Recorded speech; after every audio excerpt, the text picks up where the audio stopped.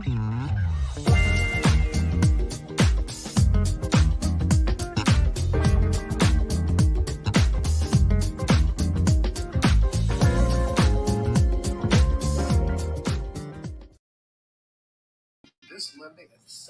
everybody, it's Sabrina Taylor, and welcome to another Music Monday on Unsigned Artist Reveal Worldwide. So glad that you guys are here with us. It's always a great Music Monday, and that's because I always have some things going on. My earrings getting stuck in my hair already. I always have amazing artists that come on board and it's no different tonight. We have saxophonist Tony Exum. He's waiting in the wings in the green room. Before we bring him on, I always have to do a quality check, right? Yeah. So let's do this. Yep, we're on. And let's go ahead and share. Get your handheld device. If you've got one right there with you, most of you do, go ahead and start sharing the live. Let everybody know that Tony is on with me tonight.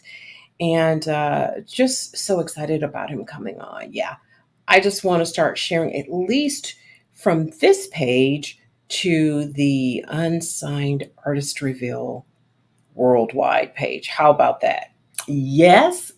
So come on in the room and take your shoes off and have a seat. We're going to be here for a little under an hour. And we're going to have a lot to talk about. And of course, the coveted music premiere is going to be shown tonight. Listen, let's just bring Tony on into the stage and welcome him to Unsigned Artist Reveal Worldwide. Hey, Tony. How you doing? I'm great. And yourself? What's going on with you? I'm just, relaxing on a Monday evening here in Denver. Been up here uh, helping some people out with the voting process and working with, NAACP. I just did a performance for this past Saturday. So I stayed up for a couple of days just to, help out with that. And, got the Nuggets game getting ready to come on the screen here. So I'm just enjoying myself. Look at And I'm with you. you. Okay. And that's what's so beautiful about it is bringing in the UARW family. They're coming in. I see the comments. I see, they're starting to share. And I appreciate you guys for that. Listen, let's just jump right on in because we know that you are a busy fellow doing your thing and your civic duty. Yeah. And I just definitely like to take this opportunity to encourage everybody to go out tomorrow and vote. The only way we can have a voice is if we do that. So I won't elaborate on that anymore, but please do your due diligence. So Tony, look, I've seen you on lots of stages. Mhm. I've seen you on a lot of YouTube videos, and I've always wanted to have you on for one. I don't know, one thing or another. I never got connected, but I always believe in this. I believe in timing. I think timing Yes, is everything. I agree And 100%. yeah, and I don't believe in pushing things. I'll make an effort, but if I have to jump through hoops, and I'm not saying that about you, but overall, if I have to jump through a hoop, it must not be the right time, right? Yeah. So, so it's an honor to finally get you in the chair, and Yes. let's just start talking about Okay. Tony Exum as Junior. uh, and I am very conscious of that. And I've had some people just like growl at me. It's like, no, because there's a senior and I'm a junior. Okay, sorry. No. Well, one of the reasons why I stress that a little bit is because my dad is a politician.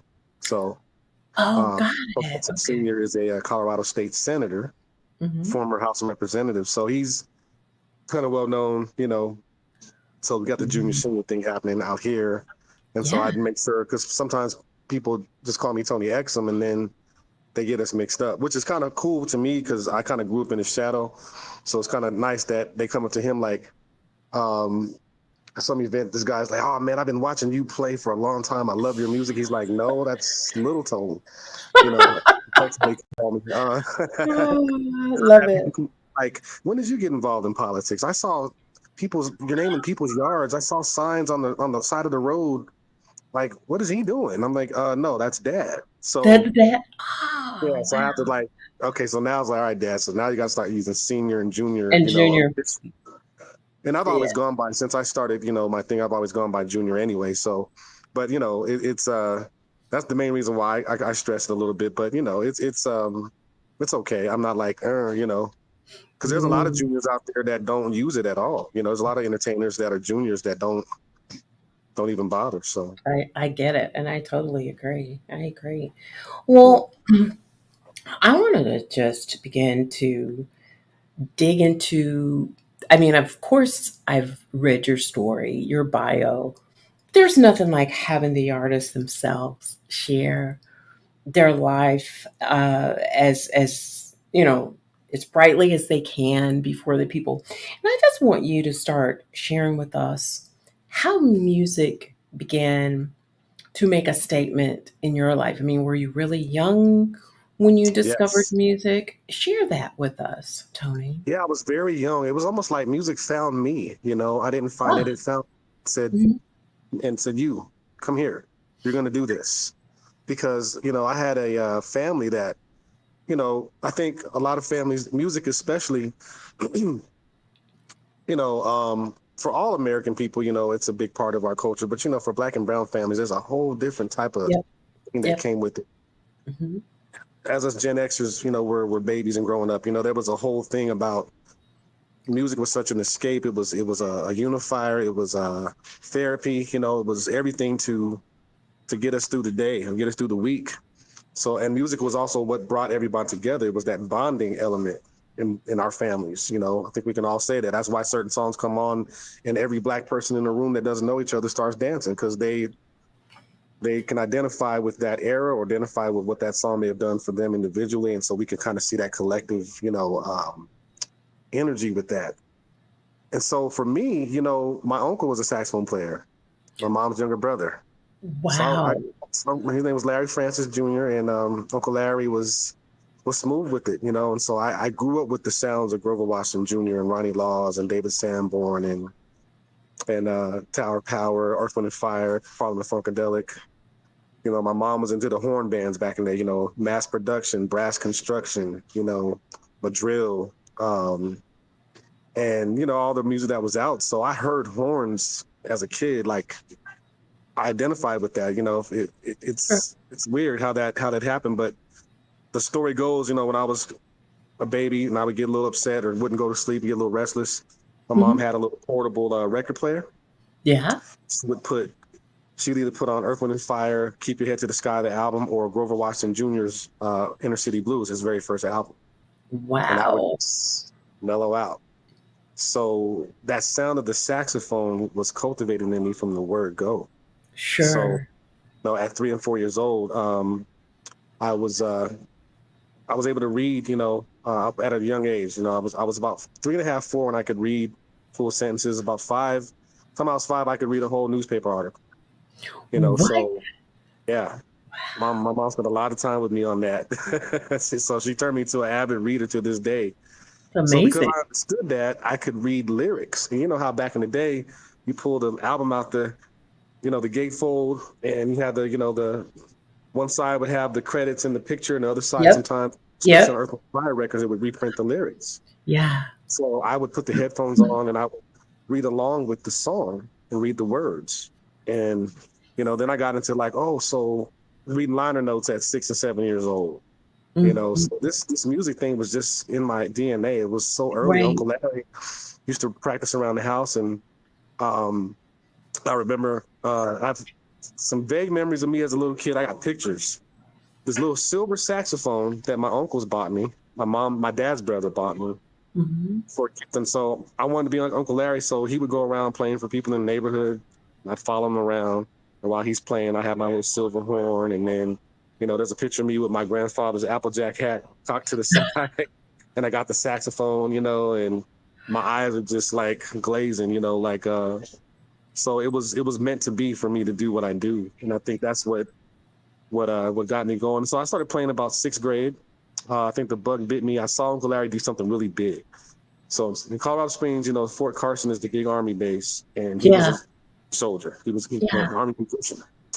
So he was doing a show, big Fourth of July concert that we do every year back then in the '80s, and I used to visit every summer Colorado Springs because that's where my mom and dad's family have been for quite some time now. So we were living down south. My stepdad was in the Air Force, so I traveled around a lot as a kid. Of I spent my course. summers back home in Colorado, and was watching Uncle Larry up there killing it. I don't remember what he was playing, but he had the crowd in the palm of his hands. Going. I was like, I'm gonna be like that when I get older. I'm gonna do that. So I went backstage. I said, I want to play saxophone, man. He said, really? I said, will you teach me? And face just lit up. I got you, So we started early that summer, and he sent me back home to Mississippi. We were living in Biloxi at the time. Uh, Whoa. yeah, he sent me back home with one of his saxophones. I think his very first horn that he ever owned. When he was in high school, that I remember him playing when I was a little boy. He still had that horn. And so I got it fixed up, and I started my journey playing in the Michelle Middle School band in Biloxi, Mississippi. Look at you. Wow. That's Yeah, that's what amazing. There is someone here, Chenier wanted to know what age is actually sixth grade. 11. 11. I was going to say 10ish, 11ish. Yeah, you were young. Yeah, So your influence was your uncle. yeah. My very first influence was him. Yeah. And I love that. And it's okay if an influence is another musician, because Hmm. I heard so many great musicians along the way as you were sharing the music that you remember hearing. And it's, for me, inspiration can come from a number of places. But would you then say your greatest inspiration was definitely your uncle, and then maybe later on, as you grew older, Hmm. then your influences began to Yeah, layer and change? Yeah. yeah. Because a lot of his introduction of music to me and through my mother as well, Mhm. really kind of got the saxophone players that I love because my mother was really big into Grover. Oh wow, She yeah, loved Grover Washington. That was a part of growing up. yeah, That was when jazz records came on. It was either Grover or Sanborn. Um, true. and then after a while, Ronnie Laws. I I remember was gonna say, don't forget Ronnie Laws now. people tend to forget Ronnie Laws. Ronnie Laws is Can't. one of Mm-mm. those. When it comes to contemporary jazz, he's Right. one of his Hmm. influences heard through George Howard and Najee and Boney James and Right. all of us. So the Brecker Brothers. My mom was in the Brecker Brothers, so I heard that growing up. And then Mhm. early Kenny G. When he's with the Jeff Wilbur Fusion, Sure. a lot. Sure. G Force album was a staple in my house. His second album with Kashif, Yeah. Oh my God, Kashif. I haven't heard that name in like right? forever. He was an Yeah, amazing producer. he Yeah. really was.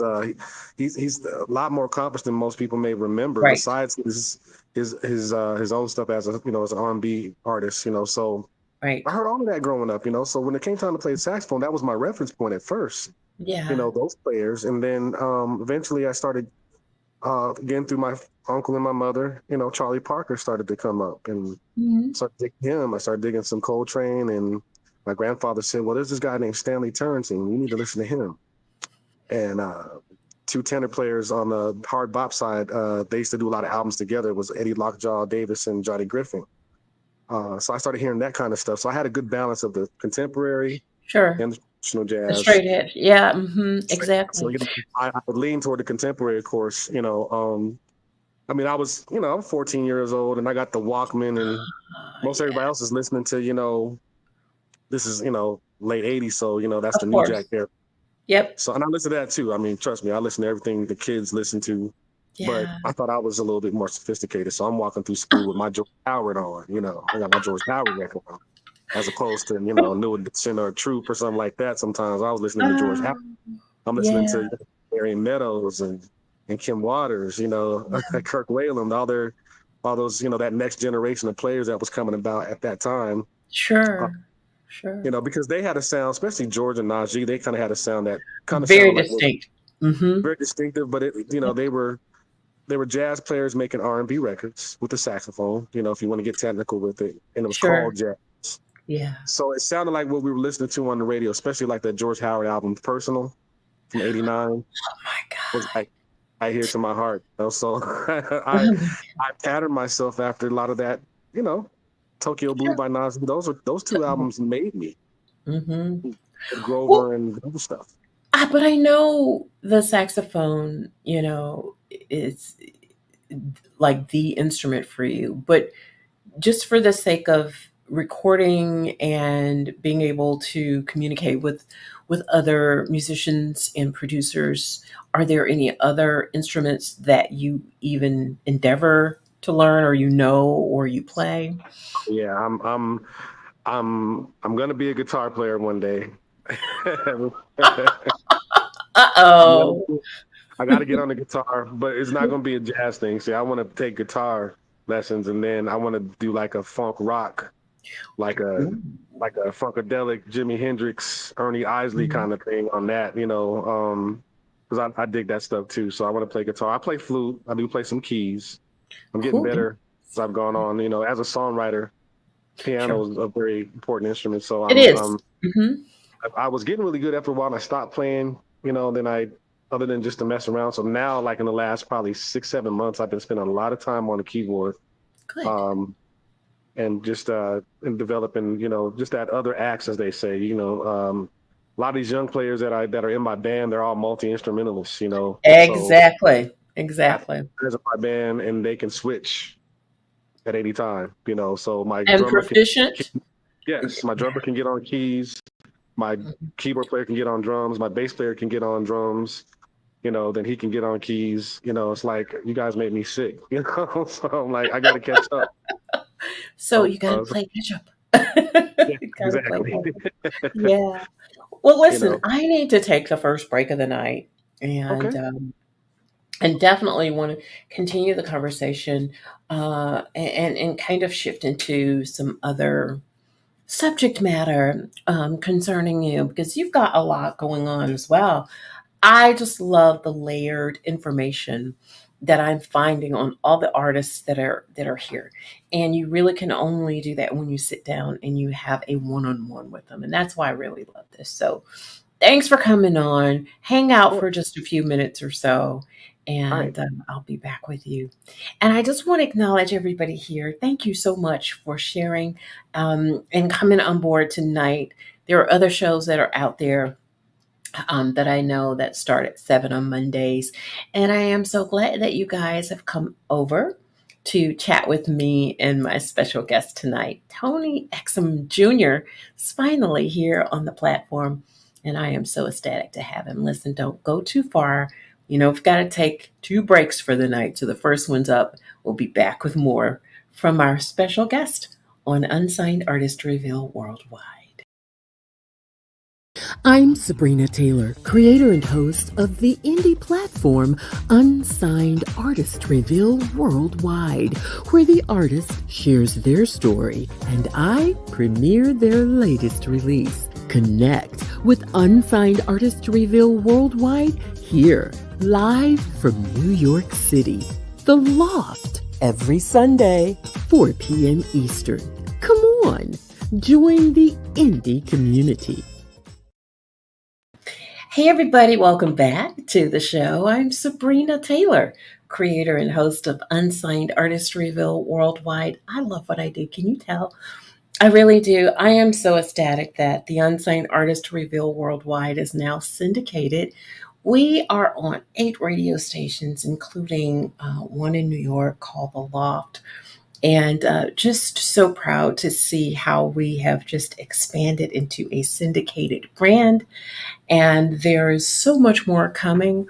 And I only have one. Yeah, gotta share this. I only have one more guest, possibly just one coming before I regroup. So that means that for the rest of November and December, I'll be taking a break and coming back in January. And there's a whole new lineup of artists that will be coming up in 2025. And I'm so excited about that. But Tony Exum's here. I wish I had some cheers. Tony's here. Tony's here, and I'm so glad to have you on. And I see Don Walker and Pete Velasco have both popped in radio and records. Do you remember that magazine from years ago called Radio and Records? Lady on Rec. Yes. Man, I mean, there was just so much to that. You Mm. know, it kind of breaks my heart that we've shifted so much that I think some of the important facets of music we are kind of losing ground on, and it.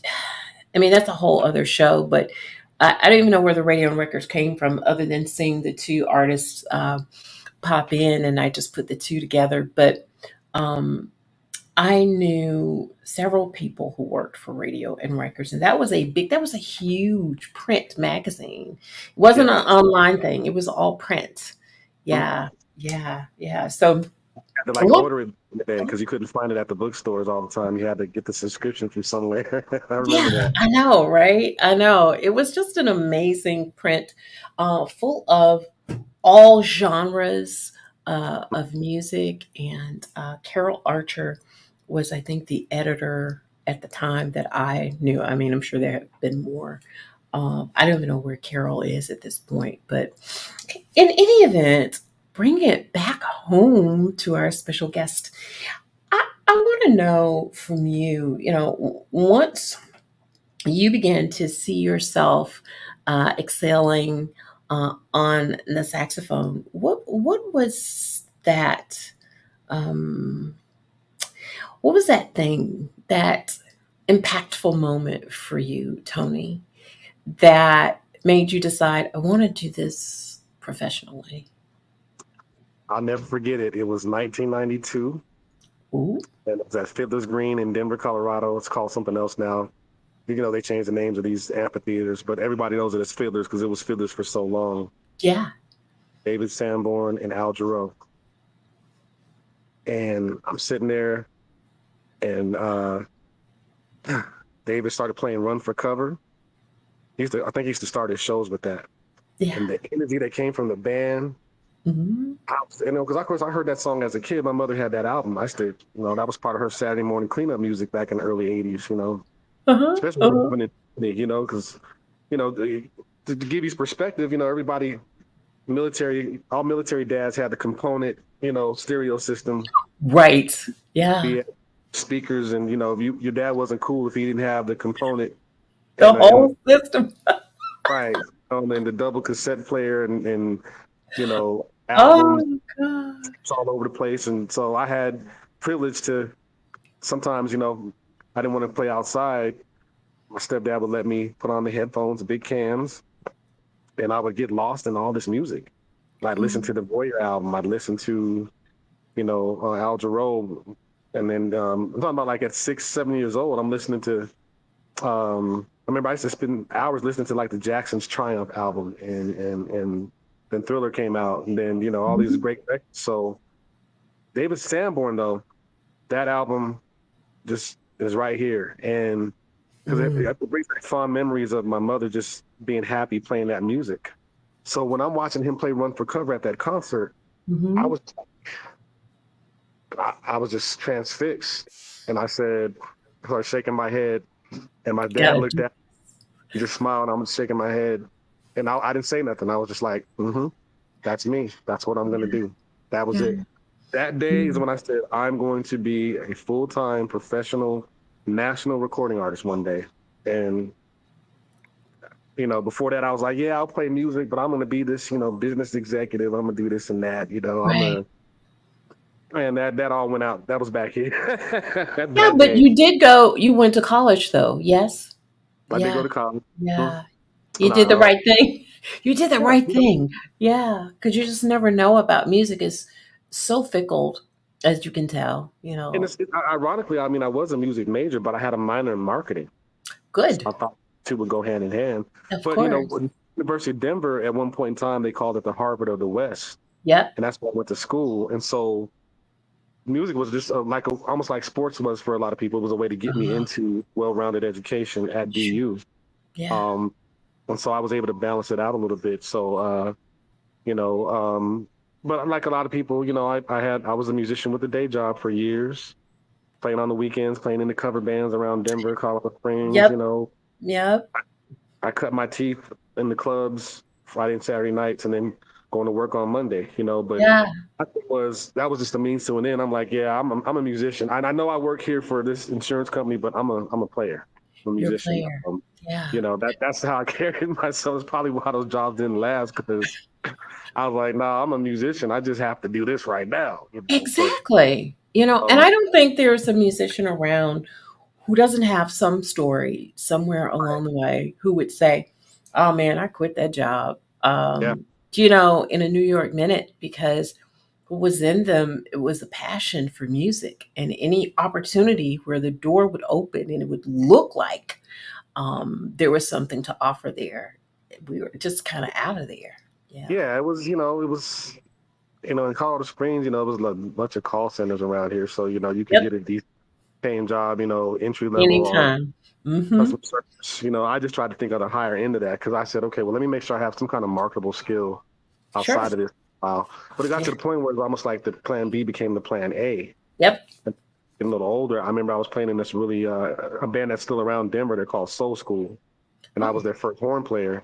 Mm-hmm. But we had this little window of time where we were like that group, in Denver Yeah. Metro, and we were killing the game. And my entertainment value went up because that band taught me how to be an entertainer, not just a good player, but how to entertain the Sure. crowd. Sure. But Sure. nights after nights where the singers in the band, they would take a break and say, "Hey, we're going to feature our saxophone player Tony Exum Jr." And they didn't realize they were branding me the whole time because that was like the last song of the second set almost every night Oh was wow. me playing, some kind of instrumental, funky instrumental R&B. Usually, a lot of times it was like Ascension by Maxwell or Oh wow.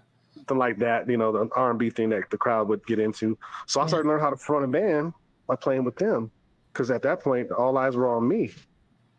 So one day I just woke up and said, okay, enough. Let me just go for it. I took a leap of faith. Maybe I could have planned it better, hindsight being 2020, but I haven't looked back since. That was 2010. Oh wow. So I Wow. said, no. Then I got laid off from my day job. I was like, I'm tired of this. Let me just try this. I said, okay, if I can make something happen within the next 5 years, then cool. If it doesn't, then I can always go back to playing on the weekends and still putting out music and being a musician. But 2015, if I haven't made a mark, if I haven't done my thing, then I can accept that.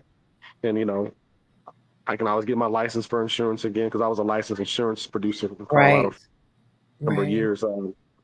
Life and health and, property and casualty. I passed all those tests and, that was my backup plan. But, at some point, it's okay to have the plan B, but don't let your plan B become plan A.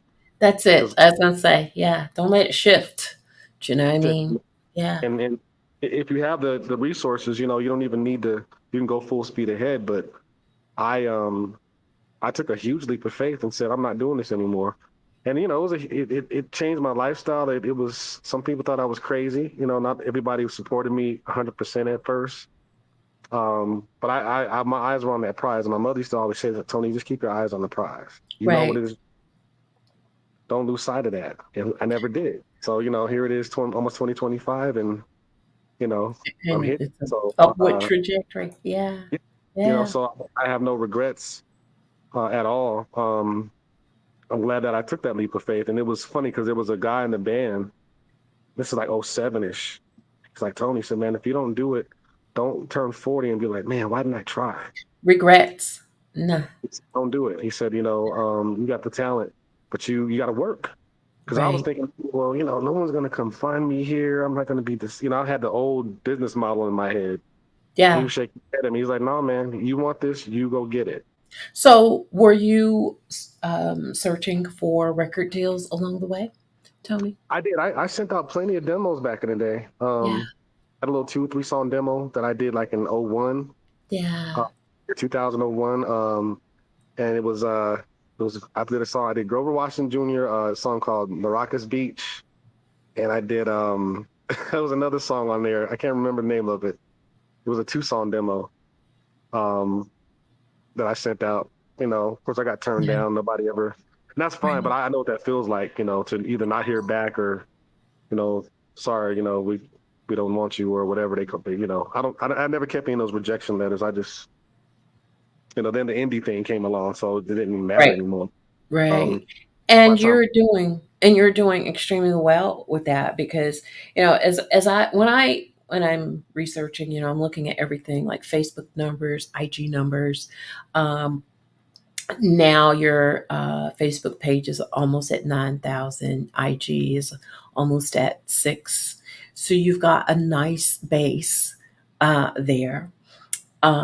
We got to get your Spotify numbers up, but the marketing piece in me is just coming out. We got to get those Spotify numbers up because I, I can I can admit I'm like, a yeah, we lot have to talk about that. rides on I got to figure Spotify. it out. I got to figure Yeah, that out. yeah, They've been doing like this, so yeah. there's another way. But yeah, That's the only piece, at this point, because I'm looking at, I went across the board and I was looking, I'm going, wow, great numbers on Facebook, great numbers on IG. And just looking at certain things that I wanted to bring up in the conversation. And it's not to put you on the spot. It's because I'm oh, talking about, certain criteria that venues look at. mm, I've got 2 clients and I know what it's like when they're eager to get into venues and numbers matter. I mean, it doesn't, you could be the best musician in the world, but they want to know if you can put butts in seats. Do you know what that I'm is saying? the biggest thing. I'm so glad you said that because I just had a conversation about that before we got on. I was talking to a venue owner. Well, I Mhm. just did a show here in Denver Friday night, and it was a great one. We had a fun show, so we're trying to negotiate some things, and I was trying to tell them that I do understand the numbers game. So I'm Yep. not one of the musicians that say, "Oh, I'm talented, pay me." I understand that it's all about numbers. When it's all said and done, and any Yeah. young aspiring artists that are watching, Yeah. numbers are everything in this business. Your talent um, Just one is almost piece. 10%. It's Mhm. 90% business and Yep. 10% can do because there's a lot of talented people out there. There's a lot of Yes, people it that is.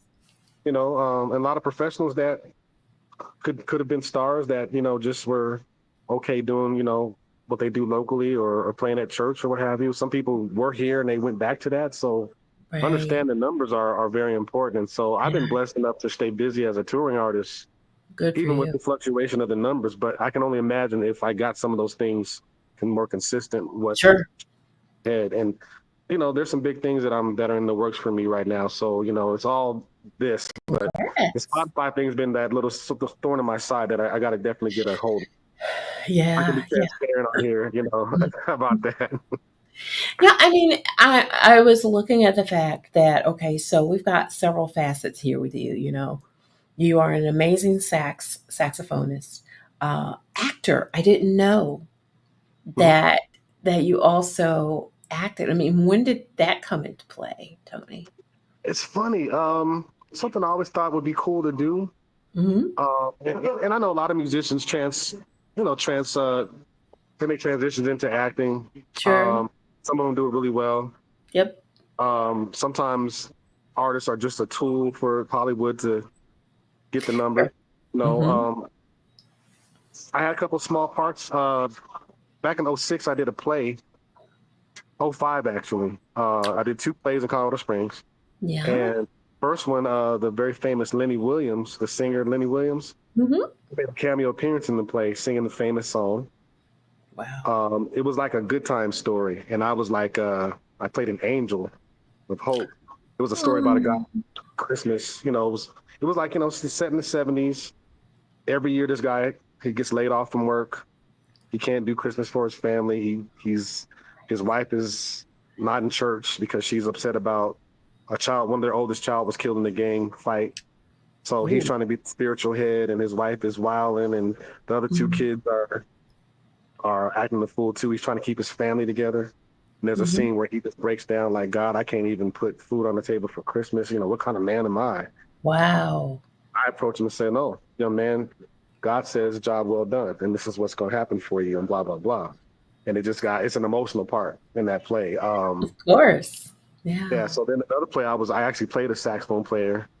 It was a story of three sisters who owned a beauty shop. It was called Shop Mhm. Talk, and each one of those sisters had abuse from men in their history and kind of how they overcame it. But I was like this sax player who used to date one of the ladies that worked at the at the salon, and she was touching on a lot of stuff because she used to the lady who wrote the place to run a beauty salon in Colorado Springs. Mhm. So I was the musician, the stereotypical bachelor sax player. So one day I walk into the shop with this white girl, but the twist of the white girl is she's from Jamaica, so she had the accent. And I walk in serenading her. I'm showing off this pretty white girl, and my sister girl that I was dating. They're like, wait a minute, what's he doing with her? Ain't that so and so's man? In the end, they both dumped me. And then the sister Oh. gets with a dude. She gets with a white dude, and then the white girl goes with my rival musician that I was having issues with, and so I end up single.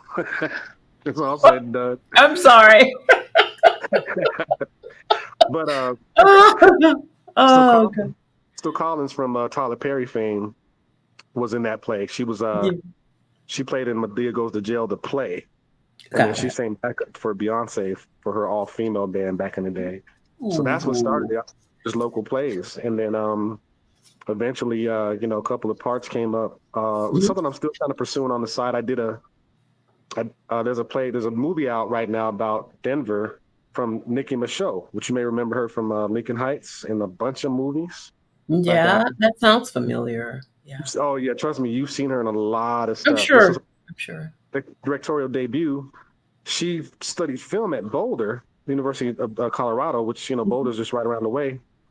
And she did a movie called Summer of Violence. It was about the really harsh summer in 1993 of when the gang Crips and Bloods were really just going crazy out here. And it was Wow. her perspective of living in the historic part of Denver, which was the Five Points neighborhood, which was used to be called the Harlem of the West. And when the gang thing was just going crazy, it's not as bad as LA, but for Colorado, it was scary. Yeah. I had Yeah. a cameo, sort of, I won't say cameo. I was an extra, but I was a saxophone player. So there's a poetry scene because her story was she came here to study film, but in the movie, the young lady moves to Denver to do poetry, and it goes against her father's wishes. And so there's a scene where her father and her kind of reconcile their relationship, and he's like, "Well, since you're so good at poetry, could you do one for me?" So she walks on the stage, and I'm the sax player that's backing her up while she's doing her poem. Now Oh, this how all over cool. the world, film festivals all over the place. It's not theatrical yet. I think that's going to happen hopefully for Nikki, but I'm that sure. my official credited movie appearance As an uh, actor. as an actor. So I I'm love like, it. I love yeah, it. I love it. I that's love it. Listen, we've got to take the last break. okay. This hour has almost come upon me, and I looked in the corner and I thought, ooh, Well, I need to get on it. So let's take the last break of the night. We've got several people who popped in. D. Lucas has come in since. ooh, Gary thank you, Purcell has come thank in. my bros. Um, Daryl Evan Jones has popped in. Oh Um, um, who else? CTK came in. yeah, that's my Yeah. guy. Uh-huh. I mean, there's so many. I'm trying to remember all of them and No, forgetting fellas, some of them. But the fellas are coming in into the live. So we're so glad that you guys are at least popping in to say hello. appreciate it. And so let's take the last break. I've got a couple more questions I want to ask before we get to the premiere. And so we'll be right back with you, Tony. Don't go too far. Okay. Okay. Everybody, thank you so much for joining me tonight. Tony Exum Jr. is here tonight and getting to know a lot about him. as an artist, as an actor. This last portion of the show, I want to talk to Tony about being a composer, producer, and he's also a radio host. Look at that. So much, so many layers to Tony. But we'll come back in just a little bit to finish up. And of course, before we do, we will have the coveted music premiere. So don't go too far. We'll be back in just a little bit on Unsigned Artists Reveal Worldwide. Join us every Monday at 7:30 p.m. Central Standard Time to hear the stories of artists you love and discover artists you'll learn to love on Unsigned Artists Reveal Worldwide via Facebook and YouTube. We are expanding. You can locate us on 7 affiliate radio stations, rebroadcasting Unsigned Artist Reveal worldwide segments around the globe. Come on, join the indie community. Hey, everybody. Thanks for staying and coming. Those who are just joining us, I'm Sabrina Taylor, creator and host of Unsigned Artist Reveal Worldwide, now a syndicated talk show worldwide, including in the UK. I just love that. I love that. Such a blessing having shared so many stories of so many different artists. And I promised in 2025 I will relaunch the legendary Hitmakers and Icons platform, which I've not done this year because I've really wanted to focus on the indie culture. And so there are some new things coming up in 2025. But today, our guest is saxophonist Tony Exum. He's here with us, and Tony, I mean, and you're layered, man. You got a lot going. You got a lot going on, a lot to offer. I mean, you're kind of like a triple threat, so to speak, ish.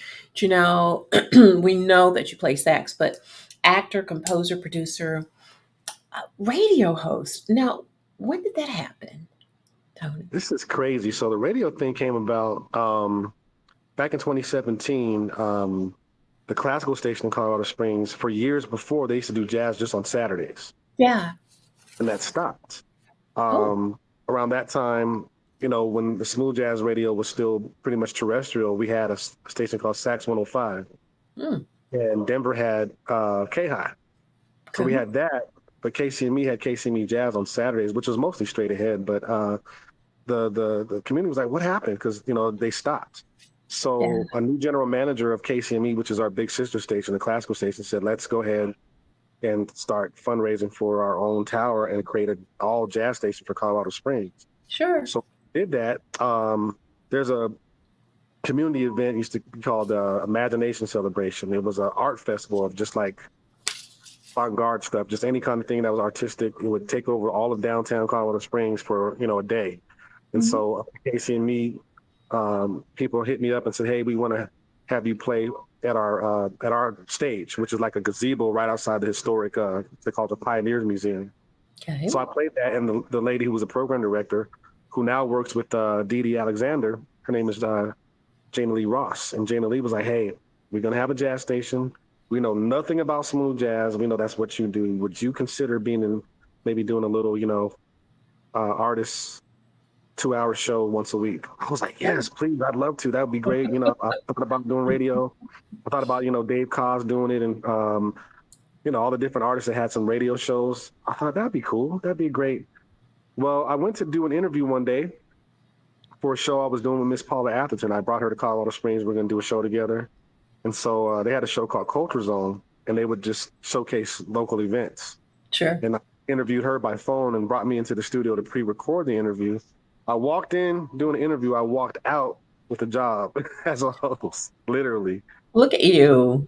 George Preston came in and we started talking. After we did the interview, it was like a 15-minute segment. And I walked out 2 hours later. I kind of freaked out because it'd been a long time since I filled out paperwork for a job. I was like, what if I just Jeez. What did I just sign up for? What happened? I just did that. Like then, um, 7 years later, we just celebrated our 7 year anniversary on the 30th of 29th of October. So we've been on the air for 7 years. And Congrats. thank you. Then my actual anniversary is coming up next Thursday, the 14th. That's the first time that I was on the air as a host. So that's how that happened. I just, kind of walked into it and I worked really hard at it. Um, I listened to a lot of different people and trying to, pick up things, but some things it just gelled. It was kind of natural because I like to play music for people. I like to talk about it, of course. So I Yeah. just kind of found my radio personality in there somewhere, and it's been a journey. It's been great. I love doing it. I love the platform, and I really enjoy just supporting the indie artists. That was the biggest Right. thing for me. I was like, there's a lot of Exactly. there that need to be heard, and Yeah. so one of my shows on Monday nights is dedicated to just that. It's called the New Generation of Smooth Jazz. So it's Love all it. the new cats, all the Oh, homies. Like Mika Mitchell say, like Tony plays all the homies on Monday night. That's true. yeah. So CTKs, Daryl, D, Gary, myself, Marcus Anderson, Elon Wow. Solomon, Mike. I kind of start like with Mike Phillips on down from a Yeah. historical standpoint. And then, Yeah. rest of the week I play our heroes. I play the, Gerald Albrights and the Najis and Of Boney, and course. you Sure. got to play them. But, I had one night I said, this is just us For indie the artists, the new generation, the new guard, as they say. yeah. And um, that's how that happened. And I love it. I love it. It's been great. It's been a good experience. Well, talk about being right quick. You are an independent artist. You have your own label, music group. So, what's one of the challenges that I mean, I'm sure across the board, most indie artists are probably going to say the same thing, whether it's the marketing, the promotions piece, or the overall finance piece. But, and if that's the case, I mean, that's the case. But is there any nuance for you that's a challenge that we haven't dug into? And I think the you kind of spoke on it. Yeah, the financial thing is always a challenge because you got to make it happen at the end of the day. Yeah. Just like business owner that's out there. When it's all said and done, certain things fall on your shoulders that are integral to your success. So you Right. have that part, and then I think time management too, because you have to have time to be that creative. Yep. But and D. Lucas could probably attest to this because he and I, we talk all the time, and he's been a great source to me because D is a very good businessman, and he's He always is. He is. talking about the nuances that he sees. Hmm. So he's been a great friend and a great brother to me, and just in general. But on the business tip, I've looked up to him and watched some of the things that he's done. Same thing with Mike Phillips. I mean, Mike Phillips is like a big brother. He's like cerebral. He's always dropping gems. He can't even help himself. And like, I called just to check on him before, we talking about this, that, and whatever. So I had to Exactly. learn how to balance all of that. So it's the creative side versus the businessman. I always tell people there's this magnetic force that's like going against each other. It's the musician versus the businessman. And Right. they conflict sometimes. Sometimes they're right neck and neck. And other Hmm. times, the musician in me is making the businessman in me really, really upset. And then the businessman who turns down the gig as the musician, like, man, I wanted to do that. But, you have to learn how to balance it all. It's True. the bottom line is the balance of business versus the creativity, what makes sense, Exactly. what is right for your brand. Sometimes saying no is what you have to do, even though the economics for your personal situation might not fall in line with that decision right. Right. And Yeah. sometimes we all have to. All the artists that are in this chat room, you guys know what I'm talking about when you're fighting to get out of survival mode Oh because boy. Because that's it yeah. I, Y'all do I that. mean, yeah, because you're hitting buttons there because Yeah, not just as an artist, but as an entrepreneur. Period. yeah, If you're in survival mode, if you're not looking at it to assess it for yeah. strategies purposes, you'll get stuck and you'll Hmm. always be in their survival mode, just making it happen. Do you know what I Yeah, mean? And so um there's nothing wrong with, we call it the grind. Yeah. I think everybody's grinding, no matter what field they're in. But we are talking about bringing it home to music, and Mhm. it's important to know what you're up against, Mhm. and then being able to analyze each component and have a resolve. Mhm. If there's no resolve, then you're going to find yourself going around that tree year after year after year after year, and it will kind of like be a defeat, Yeah. you know, all of its own. And so, but to conquer it, man, even though it may seem small to other people, it's like, yes, I overcame that thing. So, It's the littlest accomplishments that mean so much in yeah. that regard, and that's part of the pathway, the journey way for all of us. We all have the conversations, me and Gary, that's another homie that I've talked to a lot about some of the pitfalls and some of the mazes we go through to make things happen. And, you know, um, those are some of the most meaningful conversations because you always pick up something from what another artist is going through. So I want Right. everybody to know we have a kind of a camaraderie amongst ourselves in contemporary jazz. It's not as Right. cutthroat competition as you may think. The competitive side comes in just making sure that the quality of what you do is on par with what's out there. Right. But we're not really like the rest of the record business really trying to take each other out. We're all just trying to everybody's just trying to eat, and Sure. sometimes you have to help each other do that. The way me and D Lucas did it was, all right, well, if they won't book us, we'll book ourselves. And so That's it. he and I started doing a tribute show to George Howard and Art Porter back in 2012, and we did like 4 dates, and then that turned into nothing but the sax, which we're still doing to this day. I Now we saw got that.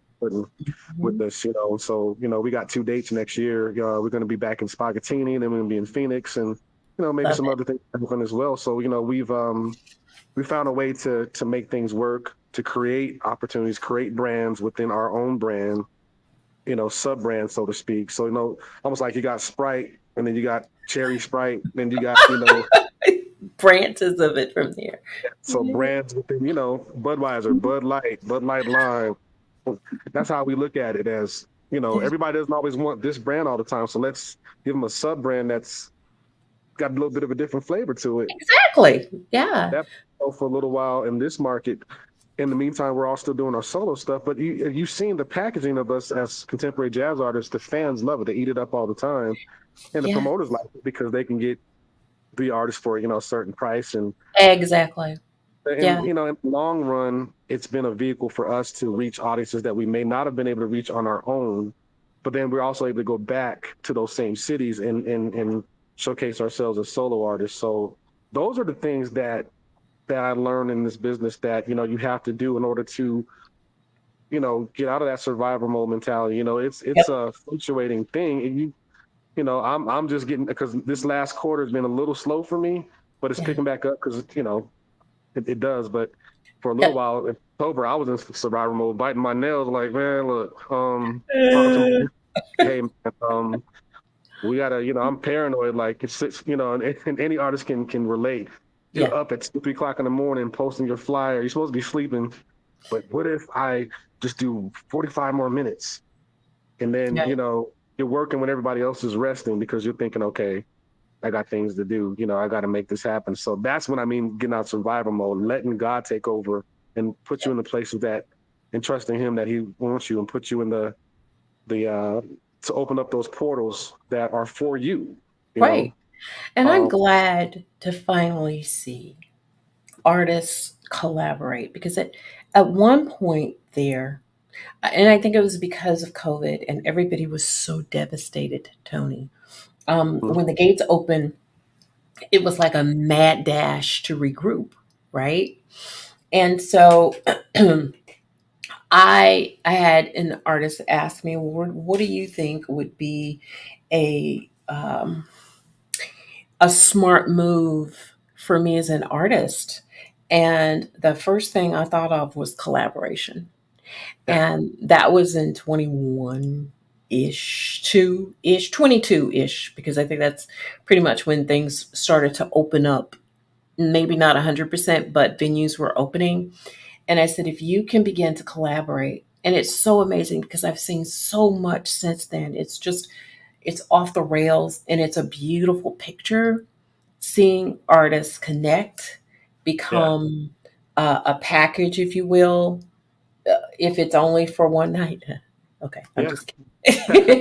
If it's only for one night, and then maintaining their own identity yeah. along the way. That's it's a beautiful, beautiful thing to And that's the unify. one thing about, about nothing but the sax that works for the three of us because we're Yeah, really we totally different saxophone players. yeah, But you we can come are. together, and we can come together and make this thing happen. This saxophone gumbo, so to speak. Yep, yep, Um, it's flavorful, that's spicy sometimes and meaty, and all the other things you can describe that we when you think about the three of us together, yeah, and fans like to see it. So it's a check your egos at the door type situation. Everybody yes, has their shine.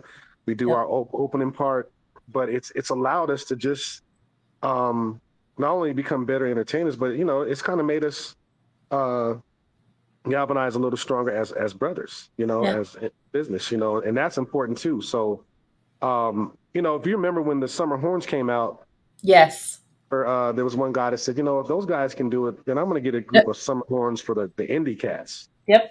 That's when you started seeing like different little Yep. collaborations happen, and I Hmm. think that's the beauty of contemporary jazz. We're all indie artists. We don't have record label politics that'll stop us from touring together, or we'll do this one album, as long as we get the sign off from, his label and my label, and your people call my people, and all that kind of stuff. Like we can do a whole album together. We can do singles. We can do Yep. shows, and let that do what it's going to do, and still maintain our Your own identity. Hmm. identity, our own brand. So that's something that I enjoy. I'm looking forward to working with CTK. We talked about it. Me and Gary have talked about it. Like, I keep telling Gary, like, look, if you want a saxophone player, man, I'll fly to North Carolina, bro. Like, because I like you. I like where you play. Oh, And yeah. so, Yeah. we have that camaraderie and respect for each other, which helps the fans because they eat it up, and that's the most important thing. Without them, we don't have anything. It doesn't matter That's what we do. We need the fans and the supporters, the Rose ladies and the bodies, that are in the chat true. room. I see you guys that Yeah. really support us. That's Mm. the thing, I definitely. love it. I love it. I love it. And I want to also contribute this last factor. Some may or may not know. Now, are you still the brand ambassador for what is it, Castel So, but, vodka? Mm-hmm. um, I'm actually not doing that anymore. That was a season, and it was cool. Mm-hmm. Fine liquor and jazz, and It goes that together. goes Yeah. together. Yeah. Uh, Yeah. It but does. that was a season. I may do that for someone else, but we did our thing for about 4 years, and Oh, I that just was great. yeah, Mm-hmm. so I just Yeah. decided that it was just time to move on. But no disrespect to Castile, I still like it. I still have it. Mhm. Um, and so maybe there'll be another opportunity for another brand later. But that was just another vehicle to explore how to, you know, and Right. it's a partially black owned business too, which was important to me. Ooh. And it's one of when they call themselves the smoothest vodka in the world. Yeah. It's a great brand, a great product. So we'll see. Maybe that Yeah. might happen. But that was fun when I did that. Yeah. That was a lot. Yeah. And as I was kind of chatting with you about Spotify, there, I wanted to kind of get over into well, before I get to the premiere, there was a song that I really loved from you. And when I went to Spotify, it has like over 54,000 Oh yeah. downloads. Everything is Yes. everything. I mean, literally, guys, that's the name of the song. The song is called Everything, and it is everything. It And is an amazing song. mhm, And if I if I'm not mistaken, it ranked at number 19 on the UI chart on the Urban mhm, Influencer yeah. chart. So it did extremely well, Yes. and I still love the song. When I get in my SUV, there are several cats that I have on repeat. Hmm. It is Gary Purcell. I know I'm gonna get in trouble for this. It is Jesse Thompson, Gary Purcell, You are one of those. Tony, um, Tony, Tyrone, thinking about you, Tyrone Lee, Mhm. and the Pete Project. When I tell you, you guys are just, and so when I start playing that in my playlist, then Spotify starts sending me like or similar artists. And I love that because some of these are artists I've never known. And I'm like, these guys need to come on the show. That's what this is all about, is bringing to light artists that others may not know, and allowing my family to test them, and because they're music enthusiasts, they love great music, and bringing them on and just pushing them through all of the how do I say it in a nice way, the tons and tons of music that comes out on a daily basis, even just through Spotify. I mean, it's amazing how it gets balanced out like that. It's got to be like a clamoring kind of effect, because every day there's new music that's coming out. Do you know what I And mean? right now, contemporary jazz is a good time because man, there's so many records that are hitting radio. Mhm. It's like getting real competitive. Like the Yeah. last post-COVID creativity starting to Yep. hit the street because everybody's putting out records and everybody's slamming. Like it's getting to the point where some radio stations are like, listen, we can only have so many ads per week. That's So right. that outpouring of creativity is coming Yeah. out. So it's kind of strengthening the Yeah. genre a little. Yeah. And I'm sorry. I'm so sorry. no, it's okay. I was saying it's giving it another boost. And it's starting to get, the listeners are starting to get a little younger, and so we're getting that. Yes. So it's not like this thing that was for a while. It's growing. So that's actually a good thing for us as artists because Yep. we can aspire to, continuing to build that fan base. But there's some great music in the Pete Project. I like them too. Jesse, I've known Jesse for a while. That's a good friend of mine. And so, I'm just glad to be part of that that's a Aw. heavy company, right? Yeah, you're in great company. You're in great company. Also, one of my all-time favorite guitarists, Norman Brown. Yeah. I've just been playing the heck out of his latest CD. Um, Oh, it's a great yeah, album. yeah, it is an amazing album, and I want to do a quick shout out to Marvin Mack of the Urban Influencer, who has given me the floor, if you will, in certain spaces in the company to do picks. And that's very, very important to me. I've always known I've had a golden ear and just never had an opportunity outside of my own platform to utilize that skill. I mean, I've had it since I was 19, working at a radio station and having music come in. It wasn't as political then as it is now. The music would come in, you would listen to, oh, this is nice. Of course, you had promoters who, the majors wanted their promoters to come out and make sure their music was being played. Right. But if there were new artists that were coming on the scenes and you hear this music, and I talk about this here and there, but being able to just go into a production room is what we call it, and grab all that music and just pick music and put it on playlists, and people are like, well, who's that? We haven't heard.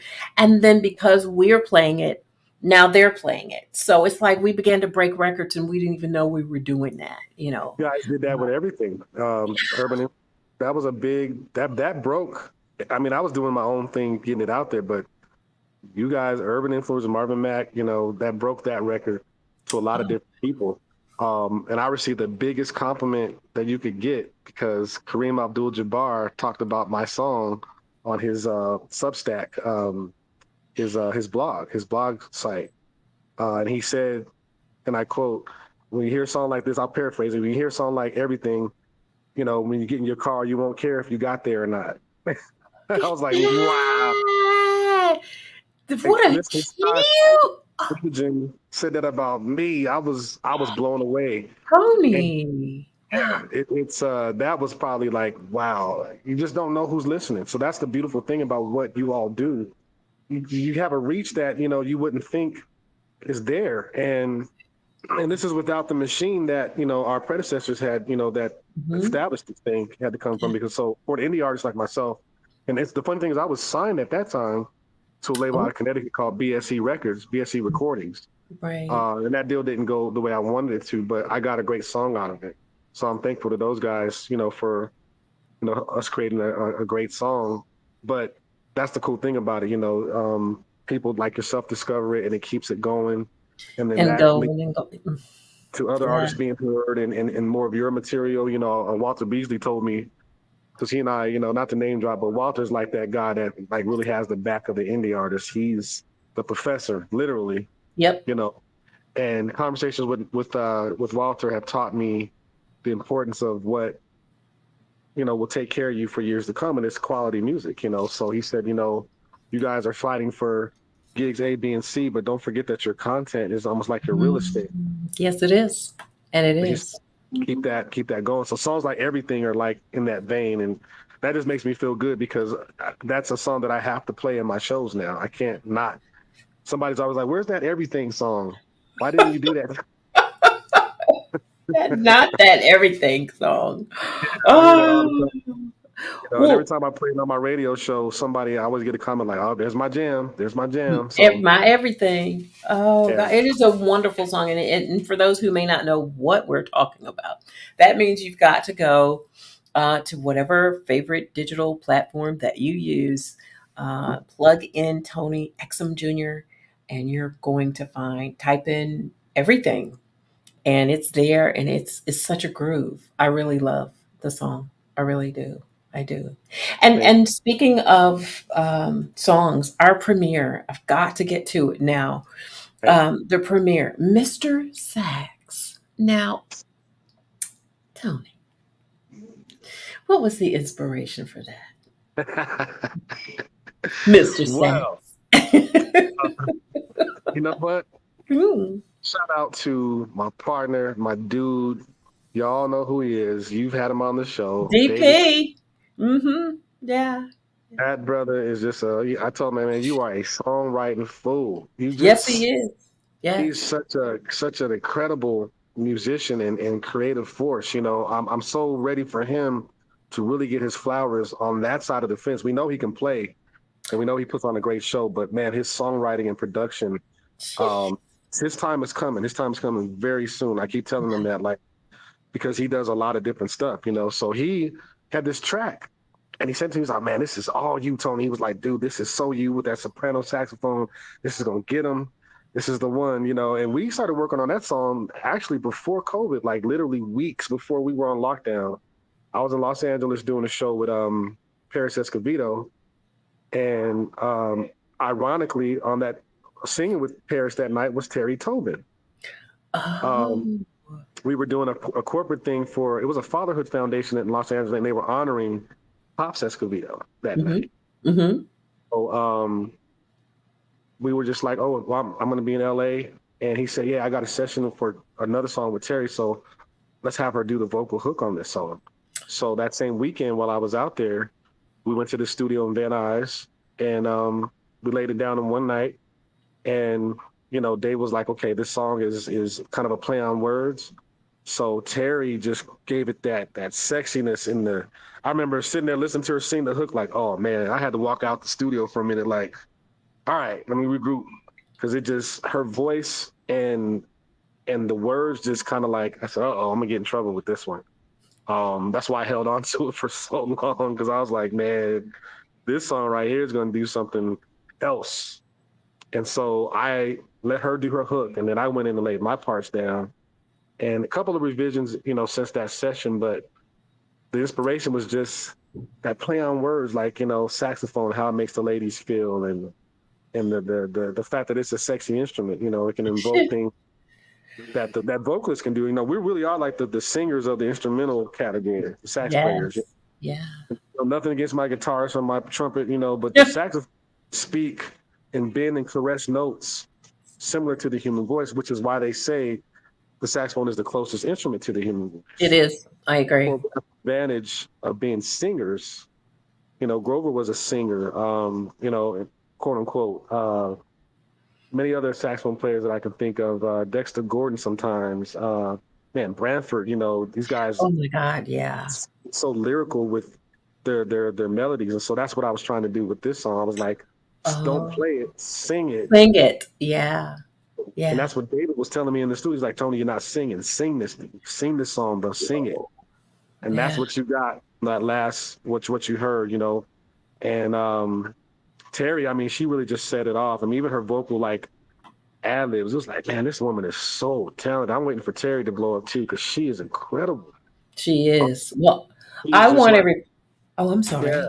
No, no, it's Yeah, okay. She's just bad. I really want Terry to do her thing, you know. So there you have it. That was you know, the brainchild of DP, but you know, I'm glad that I was the vehicle to get the song out.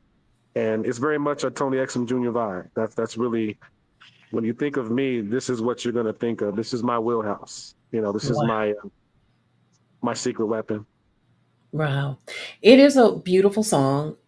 I've, of course, like I always do, I listen to it all week, and I created a video around the song, Okay. as well. Just for tonight, it's just exclusive to the platform. You know, that's what I do. This is what I do, and I want you guys to really enjoy it. I want your responses, your reactions, your feedback, and we'll quickly talk about it. I'm so sorry, you guys, that I have gone so far over, but it has been such a wonderful conversation, and I want you guys now to enjoy the music premiere. Mr. Sax from Mr. Sax Man himself, Tony Exum Jr. Pardon the pun, Tony Exum Jr. And we'll Thank be you. back in just a few minutes to chat a little bit about the song. Enjoy.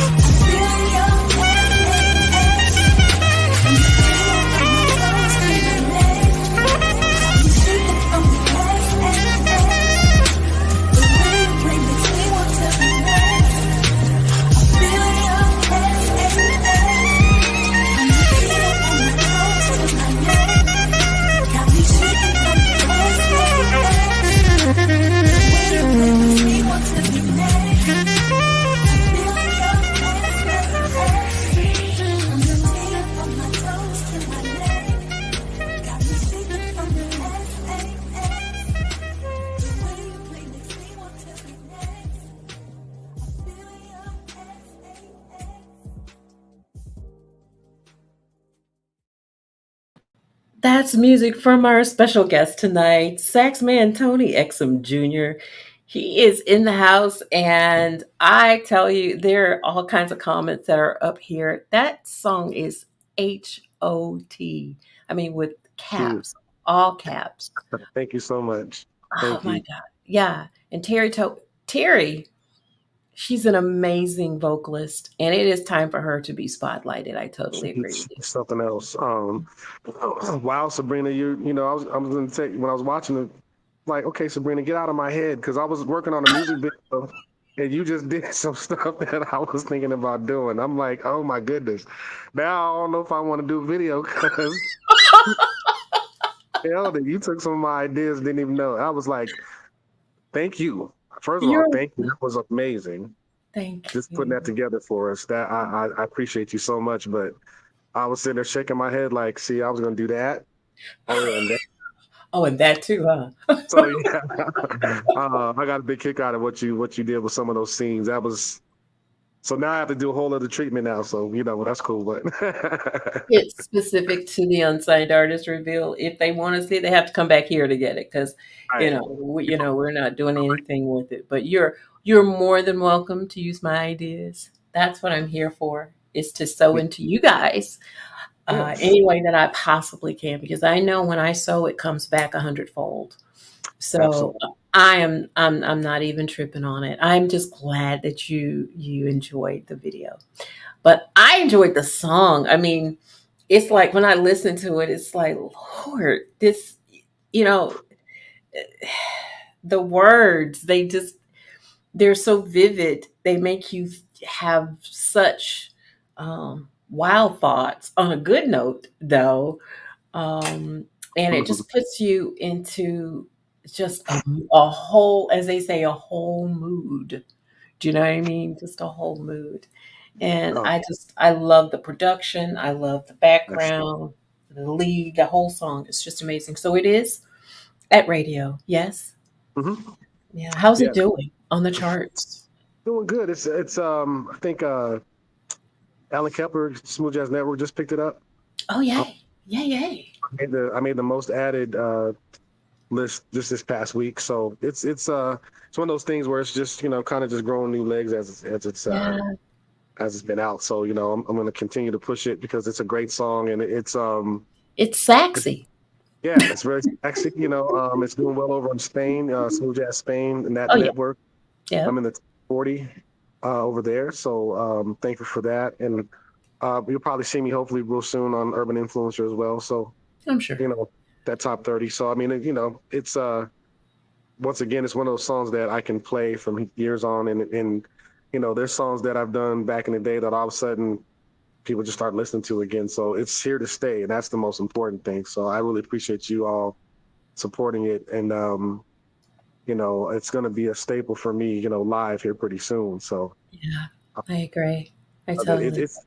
it's such a fun song to play, and I like those kind of odd concepts, the little play on words. That's what people remember, Of you know. course.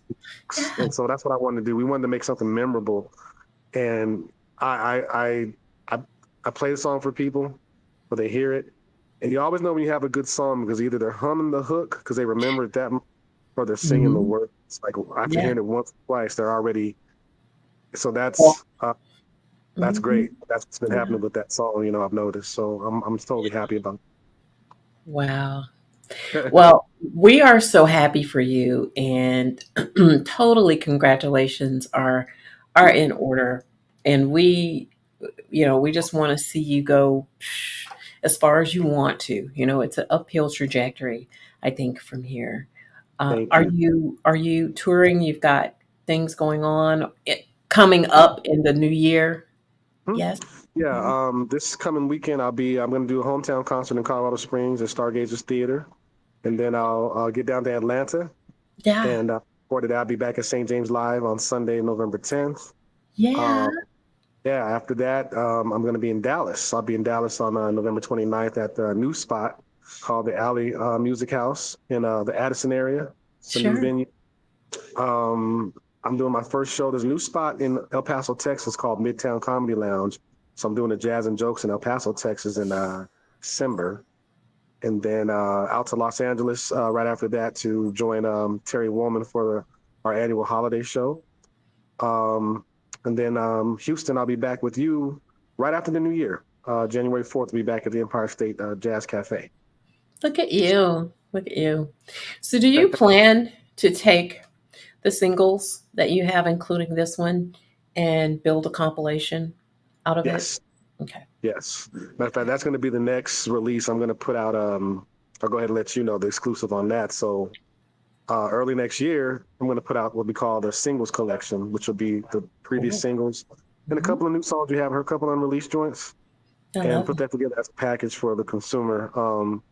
Because I know that everybody doesn't always, download singles, but I want to Right. get the music out as a package to all my fans, on the tour date. So I decided before I put out the next original album, I'll do a singles collection, kind of like a personal greatest hits, but Sure. something like Sure. Sure. and throw an added gem in there, which is an unreleased song. There's a really hot song I did with Justin Young in Vegas.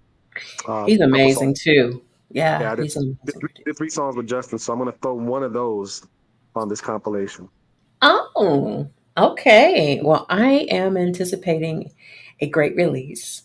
Yes. And just want to tell you again, thank you so much. Your contribution to the indie culture and the contemporary jazz genre, it is definitely, it is loved. It is amazing. And we really thank you for that. Thanks so much for all that you Having do. I appreciate it. This is so humbling. Sabrina, I've been trying to get on. I wanted to get on the show a long time ago. Thank You you should for have like this. called me. I mean, when I Timing. it just hit me. I was like, oh wait, I haven't. And you were in the back of my mind to contact, and I Yeah. just it was on the fly. Like, oh yeah, you did say you were going to reach out to her, so and you were ready for me. So timing is everything, and I'm glad we did it now. So it was Yeah. meant to happen Yeah. today. Thank you for what you do. I always, tell people that individuals like yourself are what keep us indie artists out there. You don't have to do this. You're not like backed by Ebony Magazine or some big platform. Not yet. But that's coming. I mean, it's what Mhm. you've done is amazing.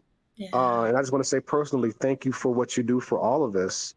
Your vehicle is what keeps us going, and we need people like you in this business for things to continue to grow and for the genre or just for music, good music to stay out there. So personally, from the bottom of my heart, I want to thank you, Sabrina Taylor, for what you do. It means a lot to me, seriously. Thank you, Tony. I really appreciate it. It is endearing hearing, you know, those types of accolades. I don't take it lightly. I'm very humbled. It is a lot of work. It's not just sitting in the chair and having a person on the other side. It, Right, it right. it is a lot of work back of house that many people will never see. And there are sometimes when it's a pre-recorded show that all within itself is very labor intensive, and Yeah. I don't do a lot of them. Um, and those are the ones where I literally have to charge a fee for because I Mhm. put 5 to 6 hours in one setting into that whole collaboration so that what you see here it's just as important, but there are more bells and whistles that come along with that. And so it even that it's a labor of love. I'm not complaining, not by any means. Yes. And So I just, like I said, I don't take it for granted that you get us on here. And, thank you. Just in general, just thank you for what you do, for me personally, for all the cats, yeah. literally Mm. people like you keep us going and the way you present it. I mean, it's presentation is everything and you present it very well.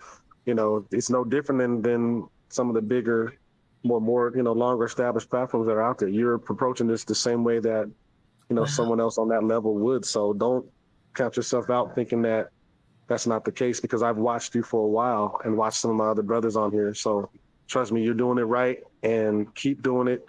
And Thank you. I look forward to coming back on here again with some Yeah. more music and that kind of thing. Rose Lady mentioned this. I forgot to mention it. I do have my first Christmas release, everybody. It just impacted radio this past week. It's called The Heart of Christmas. It's my first ever holiday single, and it's featuring the former First Lady of Denver. Her name's Mary Louise Lee. Great vocalist, great actress, incredible person. She's a very, very close friend of mine. Beautiful voice. Oh. Um, so check that out. It just got released on the 1st. So that's my very first Christmas song. So check that out too, please. Oh, we definitely will. We definitely Right. will. And now you are, um, inducted into the Unsigned Artist Reveal Worldwide family. Thank So, you. you are family now. And so anytime that you need to share something with us, please let me I will. know and Okay. we can get it worked out for you. We All always right. can. Thank you so Yeah, much. you're so welcome. Well, everybody, I want to thank you for coming on and watching and commenting and supporting not just Tony, but all of the artists. Gary Purcell is popping in again. Thank you so much, Gary, for coming and watching. And Shelly and Sheila are both giving such wonderful, warm compliments to the Unsigned Artist Reveal family. Yes, we are here for the long haul. And so, again, thank you guys so much. Listen, gotta get out of here. This is studio time that I'm spending with you, but it is so well worth it. I love you guys so much. I have Reagan Whiteside coming next week. That's, So that is going to be so much fun. I haven't chatted with her live in a while. So he's, I'm thinking she's going to close us out, maybe. I may do one more show. I'm saving that last show, but if not, Reagan will close us out for the year. And then 2025 will just start all over again with a whole new set of artists and entertainment and great stuff for you guys to enjoy. So, again, you guys, thank you so very much. Tony, hang on. Don't disconnect. I yeah. just want to shout at you at the end. But you guys, listen, remember what you make happen for others. You know what? God will make it also happen for you. I love you guys, and we will see you this time next Monday. Take care.